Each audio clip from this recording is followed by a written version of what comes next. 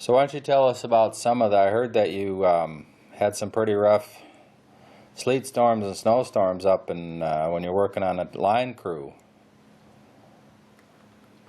Well, the pictures we have here were taken in about the winter of 40. 40, maybe 1947, and we were working between Sauk Center and going northwest along the railroad track from Sauk Center and going west on the cross-country long-distance line, toll lines they call them, and we had a lot of snow that year. And it was a very cold winter too. And the toll line ran alongside of the railroad tracks, follow the railroad track going west, go west and toward over the Dakotas and so we couldn't get our trucks in there because the snow was so deep. So we hired a farmer with his horses to help us haul supplies into the area where we were working.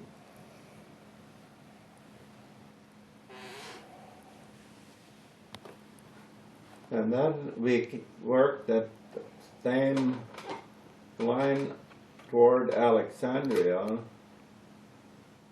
and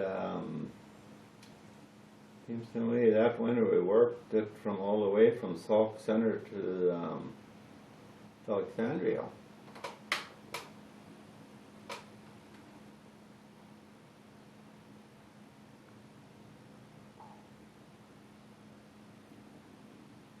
So where'd you get the horses? There was a farmer close by that we hired to come there in the morning, and he stayed with us all day. And then we got through the worst part of the snow, so by the time we had finished that stretch of line close to Sauk Center, I think that we didn't need horses anymore. I think we could use the trucks. We finally got a bulldozer, I think, that came in there and drove ahead of us alongside of the line to break the path open for us. So we could get in there with the trucks and the equipment. Well, those horses, were they like being out in the snow? Yeah, it seemed like the horse didn't mind, because they were just standing in the barn, you know, they weren't working during the winter. So they were just out there getting exercise. So could they see pretty well? Well, their mane was really long, and the farmer liked to leave the manes long on the horses. Well, these were hanging over the eyes of the horses, so we thought, well, they don't look like they can see too good. So one day the farmer had something else to do, so he brought the horses out there, and he said, you can drive the horses, and I'll come and get them again in the evening. So we drove the horses all day, and then we thought we couldn't see, so we took our pliers that we used to cut wire with, and we trimmed some of the mane off in front of their eyes. We thought they could see better.